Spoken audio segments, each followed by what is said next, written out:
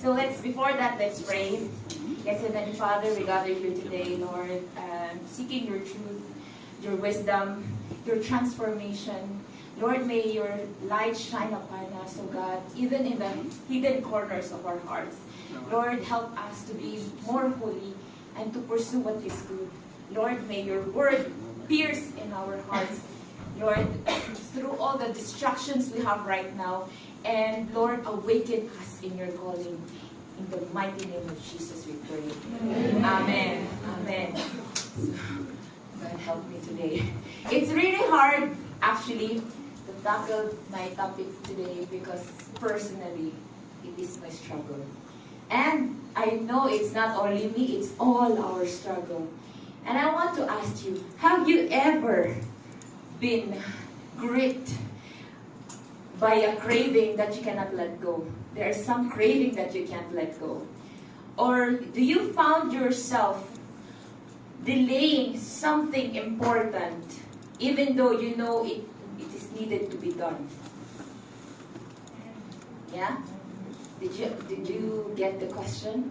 Yes. Yes. So, it's not ready yet? It's already downloaded? Okay. So our topic for today is about lust and sloth. Lust and sloth, while they are very different, they are both powerful internal focus that pulls away from God and loving others. They are both form of apathy or selfish craving. What is apathy? It's not the song, apathy. Apathy is lack of interest, lack of concern, and avoiding responsibility. So, most often associated with sexual longing. It is a craving that can be mistaken for love.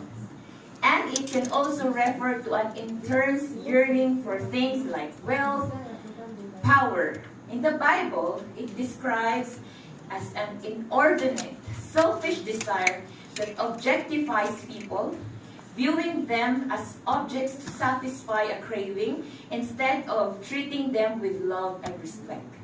It is considered, why it's part of the 7 deadly sins, it is considered one of the deadly sins because particularly when it leads to loss of self-control or harmful action. You no longer have that self-control and it leads to your harmful actions. So this last is also form of idolatry. Do you believe that? Now you believe it. It's a form of idolatry. Why? Because you satisfy more of yourself, you listen to yourself than you listen to God. That's the form of idolatry. And in the teaching in the Bible, in Matthew 5:28, can you please open your Bible? Matthew 5:28. Can you flash the PowerPoint?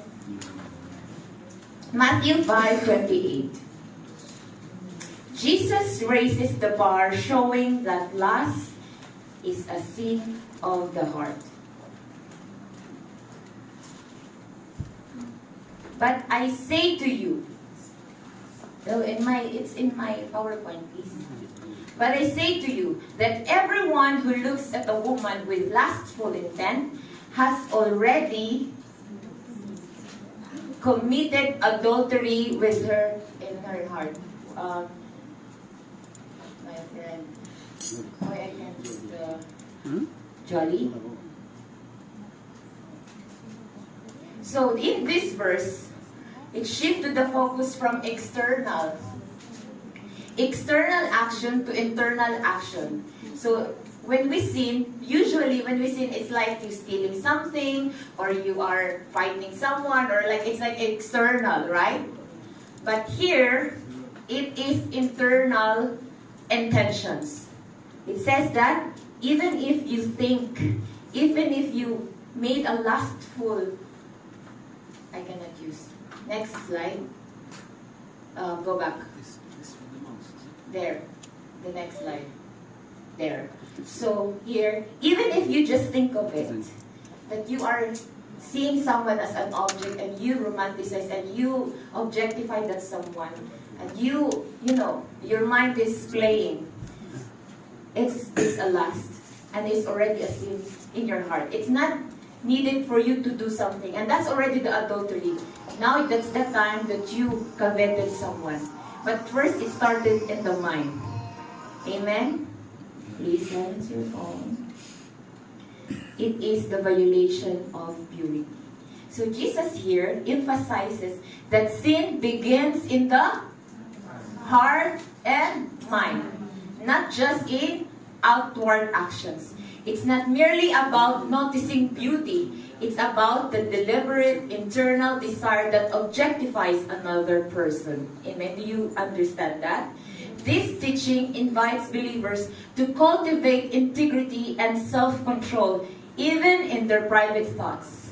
Remember our our topic last time about fruit of the Holy Spirit? That's why I told you to really activate that in you, because you need that to fight the 7 deadly sins. Amen? And here it says self-control. If you have that self-control, not just self-control, for example, to steal or fight or what, self-control even in our private thoughts. This is the battlefield here. This is where, you know, when something, it started in our mind and in our heart, and if you keep on thinking about it, eventually it will happen. So control our private thoughts. Amen? The next slide. Very famous example in the Bible about David and Bathsheba. I don't have to read the whole chapter, and you already know about what happened. So just a background to those who don't know about David and Bathsheba. So David, one day, he was walking on his palace, and he saw Bathsheba doing what? Bathing in the river or something. He saw Bathsheba bathing. And then, so you know, if it's not a mistake, it's not a sin, if you see someone, like, not having any, it's not your fault that you see someone naked or what. What became a sin is that you already have those lustful thoughts in your mind. And not only that, sin, the lust of sin got into David, but what he did after. He asked the girl, the Bathsheba, to you know. And not only that, another sin. He asked his husband, what's the name of his husband? Uriah, because he is one of the soldiers of David, to come back, because they're already in the battlefield. Tell him to come back to sleep with Bathsheba, because he knows that Bathsheba is already pregnant. So for him to cover up the sins, he asked, so at least he's the father. But for him, Uriah was like, no, I'm in the battlefield. I have to honor my obligation. I have to, no, go back. But what happened? Nothing happened to them. So another sin happened from David, and what is that? He asked Uriah to be the front line in the battlefield. If you are in the front line, it's easy for you to be, right? So, murder. So there's a series of sins just because of that lustful thoughts. So let's just really be careful and have that self-control in our thoughts, because it leads to another and another and another sin. Amen? So here, David's failure to be where he's supposed to be at war with his men opened the door to temptation. Lust led to adultery, which led to deceit, and ultimately to murder. David used his authority to manipulate people and circumstances for personal gain. Though David is later confronted and forgiven, this chapter sets the stage of painful consequences in his family and kingdom. Yes, he is forgiven. God is faithful. It's really said there that God is faithful. He can forgive us. But the consequences continues. And what are the consequences? That child, that Bathsheba and him, died. The first child that he had, no, come, go back first. I will tell you to go to the next slide, huh? So their child died. And then, another consequence, in their family, internally in their family, chaos. And what else? That they said the sword would never depart from David's house. And then there's a public shame for David. You know, there's a lot of things going on. The consequence, after consequence, after consequence, after consequence, but David was forgiven. But the consequence continued. So that's we have to really, really, really think of before we commit mistakes. You know, in Romans 6:23, for the wages of sin is death. If you keep on sinning, what's the consequence? Death. Death. Do we want that? No. No. There is a consequence of death, but God is gracious. There's a but after that, right? But the gift of God is eternal life through Jesus Christ our Lord. If we acknowledge that we are a sinner and ask forgiveness from the Lord and accept Him as our Lord and personal Savior, we are saved. We are saved. Our sins will be paid. Amen? But the consequence will still be there. But God is gracious. He will not let you in a way that you cannot handle things. He will still be with you. Even though He is punishing you, He will still be with you. But let not go to that. Let not go to that consequence and ask God for helping us to go through it. But stop it from here and control our thoughts. So there are, next slide. Here, how to overcome lust. Number one, please remember this. Whenever you encounter lust, whenever you are in a situation, remember this. 3 things. There's letter F, 3F. First is flee, feel, find accountability. Let's go to the next slide. Flee. Flee from sexual immorality. So, in 1 Corinthians 6:18, flee from sexual, everyone read please. Flee from sexual immorality. Everyone has a sin a person commits outside the body, but the sexually immoral person sins against his own body. Amen. Flee. So it doesn't say resist. It say flee. So if for example, your boyfriend or your girlfriend, so you are together, and you are in a situation wherein something will happen. What does it says? Flee. Flee in that situation. Paul did not say resist. Because if you resist, like, give it to me, like, no. Resist, you're just resisting, no. But eventually, you know, girls, I know, even me myself, I admit that the control is really with the girls. It's true. It's for them, it's easy to ask. It's easy to ask. But if the girl will not allow, nothing will happen. OMG. Yes. So, it says flee. It's like, baby, let's go somewhere else, or let's go. You divert, you flee. Go away in that situation. Flee. Do not resist, because if you wrestle, like, no. Nothing. It will. Flee. Tell me your seatmates, flee. Yeah? And flee to the things that will trigger your mind. Watching something on social media or pornography. Yeah, let's say, yeah, it's normal to watch guy. It's normal. Yes, it's normal. You will see, and then after that, you get addicted to it. And then it started, that's the strongholds. That starting point for you to think of lustful things. And please, stay away from the things that will trigger you. And avoid risky situations. And limit access. Limit. So if that guy, you know that that something will happen, just limit. I know it's hard. I've been there. Oh my gosh. Yes. I did not flee. I went. I wish I have known this. Well, I've known this, but I wish I have more.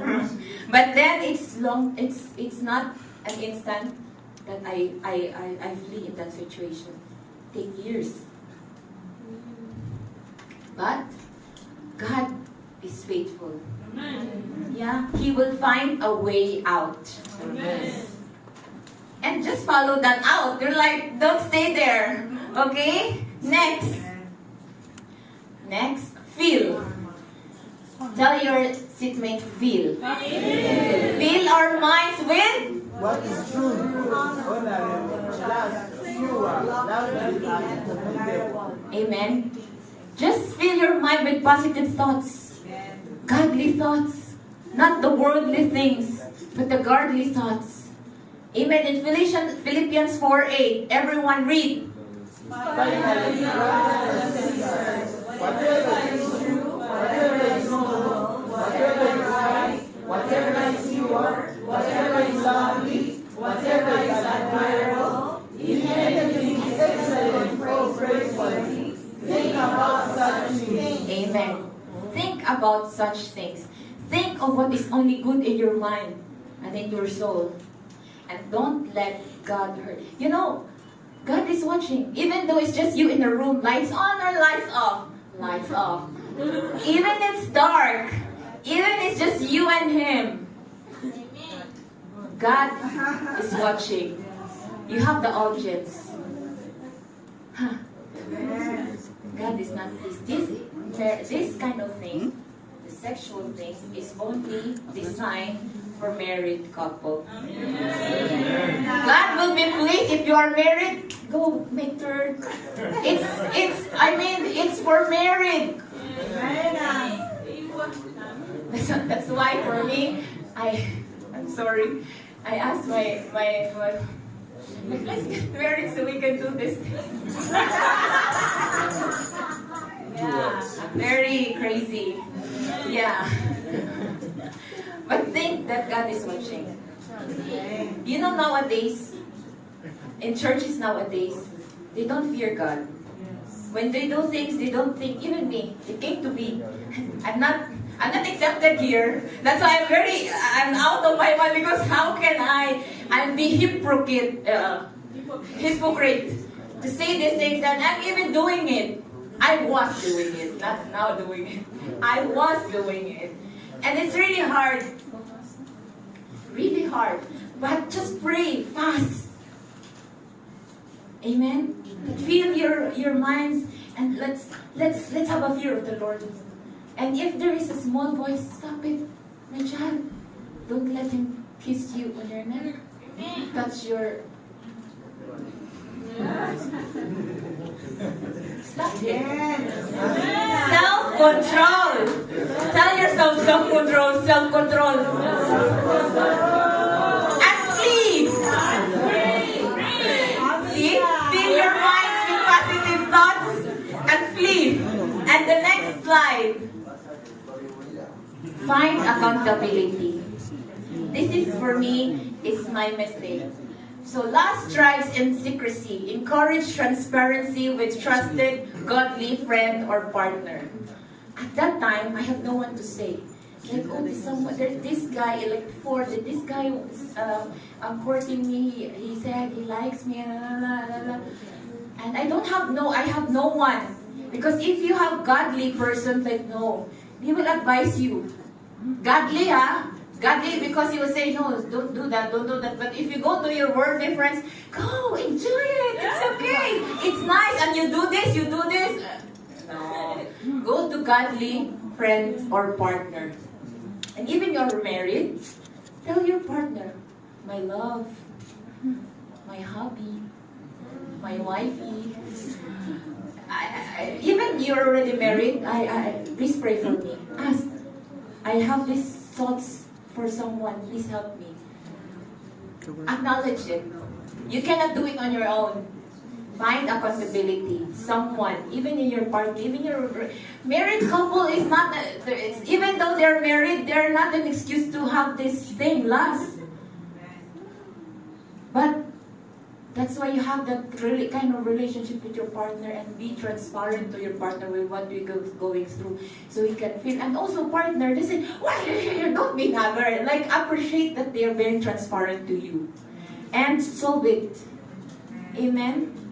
So find accountability and find godly friends. That's why in your this go back. I did not say yet. Go next. So for me, I have, and I came to realize that I have this pastor in the Philippines. Pastor, I did a mistake again. Like, God, if only I'm there, I will pinch you. I will. Like, I'm sorry, please pray for me. And I always pray. And then I go back again, Pastora, I did it again. So I have accountability. He is accountable to me and praying for me. And it's a battle. Spiritual battle. You don't go alone. You are just a soldier alone. You don't have to tell all, like, you know what, I'm about to have this. No, just tell to someone accountable and help you intercede in behalf of you. Amen. And sister, I'm going to the date with my boyfriend. Can you pray for us that we are protected in the blood? Sister, brother, ask. Yeah, it's okay to date. We will not not allow you to date, of course. Date, okay. Date is for those you know that this lead to marriage. Don't just date for the sake of having a boyfriend and then jump from another and jump from another. You as a guy, because the guy is the one who will make the first move. Please, think first. Is this the girl I want to spend my life with for the rest of my life? If not, then do not. Do not awaken love until it's so desired. The guys are like, do not awaken love. If you're not sure yet, if there's doubt, pray. Lord, but I love her, I like her, but there is doubt. Pray. Pray for that someone. Before you make a move, you have to pray first. Amen. I hope that, this sermon will not be in vain. I hope that somehow in your heart it will really put in our hearts. I pray in Jesus' name. Amen. So next, sloth. Sloth, it is not the animal sloth. Just a trivia about the sloth. I just saw it on Facebook. The sloth, the female sloth, just a trivia. The female sloth, if she's ready to mate, she will climb in the tree, and I don't know if it's true, but that's what I read. She will climb, and then she will make a sound, like, for example, I don't know what their language, like, I'm ready! And all the boys that will hear that voice will go and whistle, like, he's ready, she's ready. Anyway, that's just... Anyway, sloth is more than just physical laziness. So sloth is laziness. Imagine being lazy is a sin. It's a deep-seated spiritual apathy and a habitual reluctance to make an effort. It's the opposite of diligence and is characterized by idleness and lack of zeal, especially when it comes to duty, purpose, or spiritual growth. Imagine, if you don't have the desire, if you don't do something to make your spiritual to grow, you have a sin. Sloth. If you don't read your Bible, if you don't you just go things like, don't make effort, don't exert effort for godly things, it's a sin. Doing nothing for the Lord is a sin. Imagine. Like you said, it's playing safe not to do anything. No, just be at home and doing, and you know it's IHub, and you know it's Friday service. You just don't do nothing. It's a sin. Why sloth is a sin? Sloth is considered a sin in Christian theology because it is not merely laziness, but a deeper resistance to action, love, and responsibility. It is the sin of choosing to do nothing when an opportunity to do good arises. The text emphasizes that love requires action, and the lack of action, sloth, is therefore a fundamental failure to be a loving person. So if you don't exert to love someone, because we are all to love someone, right? God said, love one another. If you don't exert, it's a sin.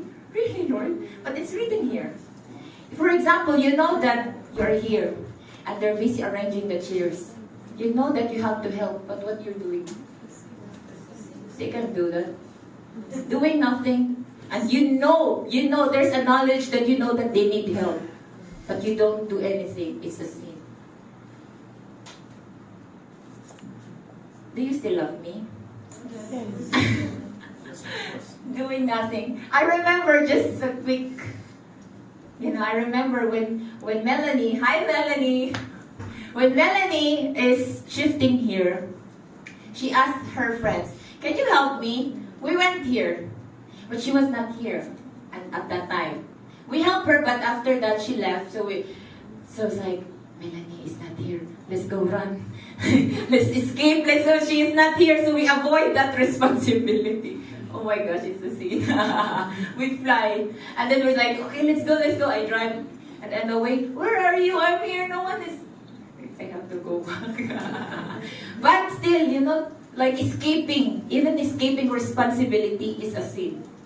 You are entrusted to do some work and you escape that, it's a sin. Like, do you think it's just like laziness? It's just nothing? I'm just lazy to do something. But it's a sin. It's not assault. In the Philippines, asin, the word asin is salt. So next slide. Parable of the talents. You know this parable? Or you don't know? Okay, let's review. In Matthew 25:14-30, a master prepares to go on a journey and entrusts his servants with his property. So one receives 5 talents, and the other is 3, each, and the other one is 2, and the other one is 1. So, each according to their ability. So the first 2 servants invest and double their amounts. They double it. The third one, out of fear, what he did? He hid it and returned only what he was given. So when the master returns, he praises the first 2. Well done, good and faithful servant. The master was pleased because they multiplied what was given to them. And the other one, he rebukes the third. You wicked and slothful servant, and casts him into outer darkness where there is weeping and gnashing of teeth. And where is that? Hell. See, doing nothing, hiding your talent. You know that you have a talent in the Lord, in the ministry, but you're hiding, you don't want. You're not helping. Let's just example here in our ministry. You know that all of us has a gift from God, but you don't want to be used. They are there. They can do it. Not in the sense that you have to stand here and sing. Even a simple way, arranging the chair, putting the envelopes, or the outside washing. Even a simple thing. At least you do something for the Lord. The Lord will be pleased. I hope that you will see the importance of having responsibility, and you know now not doing the responsibility is a sin. You thought like, kaliwali is a sin. I'm just kidding. Yeah. Amen? Maybe you don't want to come back here. Ate Maria asked us to do this and do this. Okay. If you rejected responsibility, it's a sin. So, well done. We want to hear that from the Lord, that after what we're doing, because only what we're doing for the Lord will be carried there. Other worldly things, it will not. Of no value. It is of no value. So we'll go there, Lord, this is what I have done. Well done, good and faithful servant. I remember a post about well done, good. You know, Charlie Kirk. Really, I cannot really sleep the other night thinking that he was shot. He is a prominent American conservative activist, speaker, and the founder of Turning Point USA, an organization focused on promoting conservative values among young people on college campuses. He was known for his outspoken support of President Donald Trump and his confrontational style in political debates. And during that time, he was in University of Utah, sharing the gospel, sharing the word of God. He was shot here. Imagine you are doing the work of the Lord, and it's not for us like, oh, how pity, but it's not pity because he died doing what the Lord has entrusted him to do. And well done, good and faithful servant. We want to hear that. Amen. Amen. Do you want well done, good and faithful servant, or go to the place where there is weeping and gnashing of teeth? Amen. So use the talent, use whatever we can, and even a small little way, use it. Amen? Next slide. The sluggard in Proverbs. So there are verses in Proverbs that talk about sluggard. Okay. Proverbs 6, 9 to 11. A lazy person has trouble getting started. Who is guilty? Do you have trouble getting started? For me personally, and my room is really messy. I'm like, oh, I will clean now. How? Okay, later. Baden. Lazy to get started. It's a sin. Here in Proverbs 6, 9 to 11, everybody read. How long will you lie there, O sluggard? When will you arise from your sleep? A little sleep, a little slumber, a little fall you will be hands to rest, and poverty will come upon you like a robber, and want like an armed man. Amen. Lazy person has trouble getting started. And you didn't say amen. I praise God that you are not lazy. Okay, how about the next one? Proverbs 12:27. A lazy person has trouble finishing task. Read. The lazy do not roast any game, but the diligent feed on the riches of their hearts. So the lazy, okay, for example, they're hunting. They're hunting for their food, for their meal. This guy, okay, you go for hunting, he hunt, but he's too lazy to cook for that, or preparing for something. He is lazy to finish what he started. That's what it says. But the diligent, they go find like something to eat, they kill the whatever, and then they prepare it, cook it, and they have food to eat. Finish the task. But the lazy only went there and killed. Boom! And kalas, just waiting for everybody else to do the job. So, are we good only on the first move, and then after that, kalas, I'm done? You only sweep 1, 2, 3, kalas, I'm done. And you only wash 2 dishes, kalas, I'm done. Not finishing the job. For me, it's also the struggle, like I told you in the house. I've started doing the laundry. Alas, laundry, hang it. It's already hung for how many? How many years? Next, Proverbs 22:13. Wait, go back. Proverbs 22:13. A lazy person makes ridiculous excuses. Read. The thoughtful man says, there is a lion outside, and I shall be staying in the cities. See? It makes excuses. Oh, you have to, you do shit. Oh, I'm busy. Oh, like that. You're making excuses. Here, the guy said, no, I don't want to go outside because there's a lion there. Maybe the lion will kill me. Excuses. You just don't want to do something. I hope that you don't make excuses when you asked to do something. Amen. Yes, amen. Amen. You know, don't make an excuse. I'm busy. You know the meaning of busy? B-U-S-Y. Do you know that acronym? B. Being you. Under S. Satan's Y. Yoke. Being under Satan's yoke. You are busy. Everyone is busy, but you know, you're making it busy. Like, oh, busy ka na doing. Oh, busy. You're already doing things that. Next slide. So, how to overcome sloth? Also, remember how to overcome lust. Do you still remember?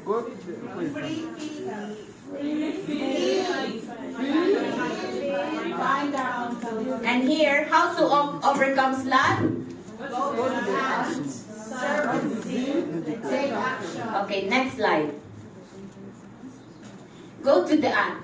We are called to be diligent, proactive, and purposeful. In the Proverbs 6:6, please read. Go to the land of the Lord. Consider her ways and be wise. So the lesson here from the ant, you know, even in the story in grade school, you know about what characteristic ants has, right? So ants, they have initiative. Ants don't wait to be told on what to do. They don't wait someone, can you please, you know already that this needed to be done, like it's dirty, the floor is dirty.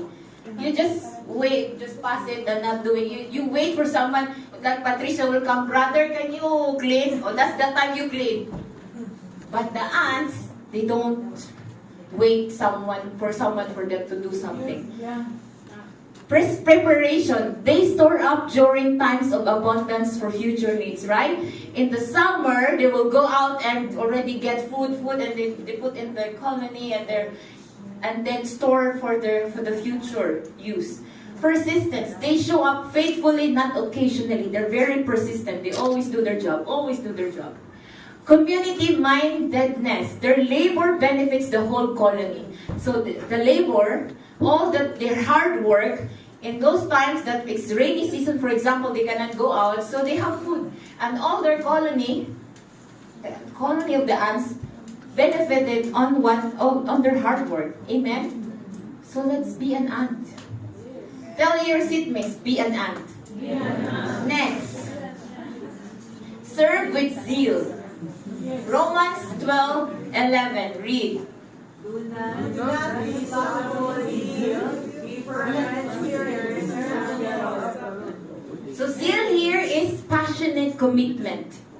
Committed. So here, reject laziness.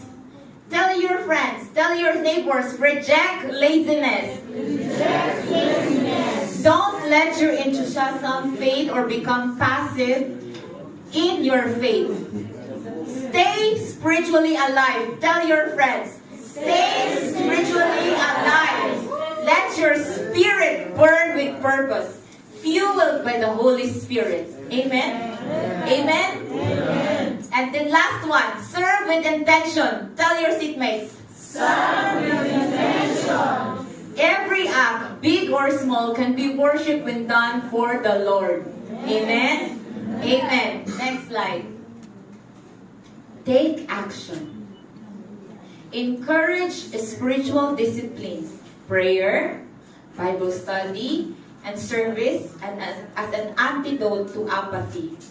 Amen. So for us, here, there are a lot of things here. It's written here. You shouldn't need someone to tell you how many hours a week you should read your Bible. Take action. Don't wait for Sister Lovejoy, Ate Lovejoy to tell you, okay, this. Have an initiative. Be proactive. Amen? You shouldn't wait for someone to make you attend every worship service. Please, guys, brethren, don't wait for Ate Jo to ask you how many people will come to church. Please, don't let, now you know, it's a sin, not to do your job. We're very, very, very, very privileged in this church, not in this church, in most of the Saudi churches, that they pick you up. In your countries, do they pick you up to go to church? You walk kilometers to go to the church, right? And here, door-to-door delivery. But still, that's the hard time to say, Ate Jo, we are 5, or your teammates. Tell your teammates to Lamig, for example, Lamig is a thing. Tell Lamig, I will go. Don't wait for Lamig to say, are you coming? Are you coming? Knock the door. Roger and Moses out. Are you coming? Are you coming? Are you coming? Come on, guys. Take action! Yes. I will see this if you really, really apply this word next week. Let's see. I hope that there's changes. Let's not just hear and read what we see. I hope that we will really take action. Amen? Just check next. Don't wait until us drivers will wait 1 a.m. to 2 a.m. before we know who are going to pick. And then you will claim, Ate Maria did not come here early. And also, if the driver will be on the way, ready. And don't like we call you and you're not answering. Come on. You know that the driver is on the way. You have to be attentive.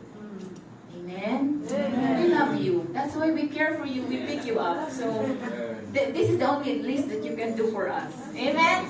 You shouldn't rely on someone to set a schedule for how often you ought to pray.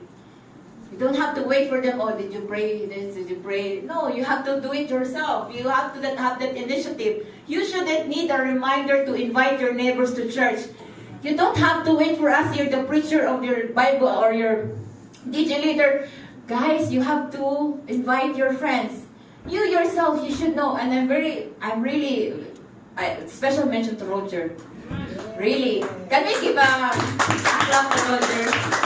He has invited so many in this church. He is the soul winner. He already have a crown in heaven. Really, there is. Soul winner crown. You also want a crown? Invite.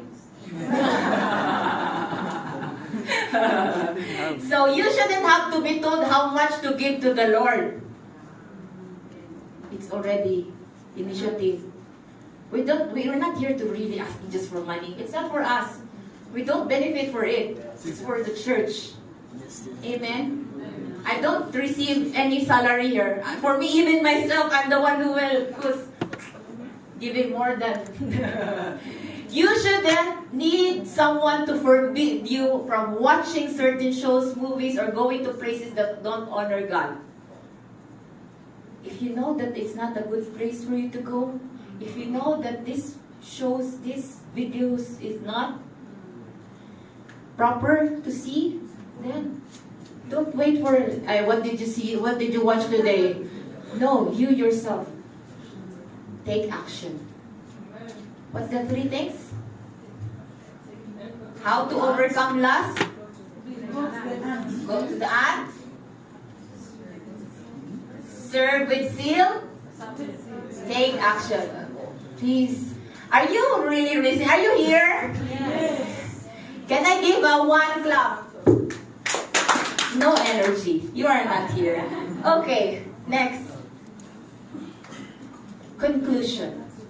So both lust and sloth are internal struggles that keep us from living a life of love and purpose. Right? That's what we have learned today. Lust say, I want something for myself. And sloth says, I don't want to do anything for anyone else. Are we that one? No, not anymore, right? Yes. I really looking forward to that. I hope even just one soul in this church I hope not only one, but at least one of you will really inject that in our hearts. But we are not called to live in defeat. Amen? We are not called to live in defeat. We are called to flee temptation, to rise from spiritual sleep, and to serve the Lord with fervent spirit. Amen? In Romans 12:11. We are called to guard our hearts, renew our minds, and walk in holiness, not out of obligation, but out of love for the one who first loved us. Amen. Amen. Amen. I hope that you really get something today. And as we close, can we call the music team? And can you get there's 2 bowls inside the table with rings. I prepared rings for you. I can go back first. Okay, I prepared rings. Actually, I already. It's not gold. It's color gold, but it's not. You cannot pawn it, huh? I have a gold rings to be given to you. And I want this is a promise ring. Some it says like it's a purity ring, but because we talking about sloth and lust, it's can you distribute? This is for men, okay. This is for men. This is for ladies, okay. Patricia for men. This is for ladies. Take one. No cheating. Do not steal. If there is extra, well, you can, but just finish. So it's a symbol, a promise ring. It's a reminder to guard your heart, your eyes, steer your spirit, and live with purpose. Amen?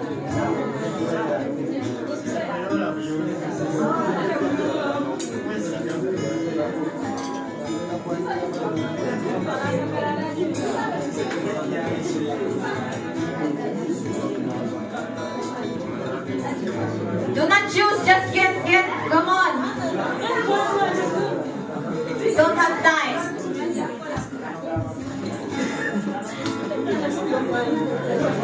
Do not choose, Kalas, take one and then you can exchange later.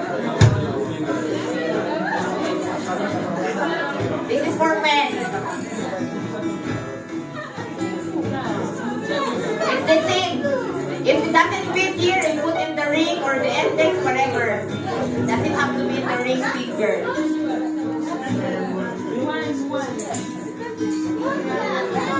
Hey! Girls, you don't have to choose. Come on, give it. We don't have time. It's small. It's small, just put it here.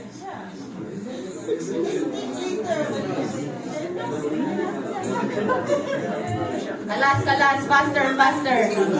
Give them one. Don't make them choose. Just give. Do not let them choose. What is mine? Just take one. Don't choose.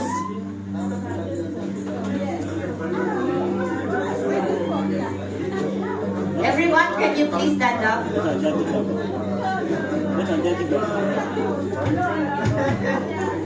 Okay, silence.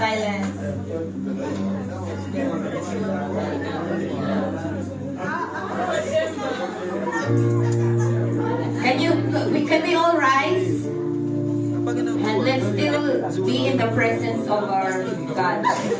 Amen. Please, everyone, listen. The ring that you hold, it symbolizes your commitment. It's a promise ring, a personal reminder to guard your hearts, steer the spirit, and live with purpose. Let this be a moment we stop waiting to be told what to do. Let this be the moment we choose purity over compromise and purpose over comfort. Let this be the moment we say, "Here I am, Lord. Use me." As you receive your promise ring, let it be more than a symbol. Let it be a covenant, a daily reminder to turn your eyes from lust, shake off sloth, and live with passion for the kingdom. Amen? Can we flash the prayer? And as we put the ring in our, it's like a wedding day. This is our vow to the Lord. PowerPoint. The last slide.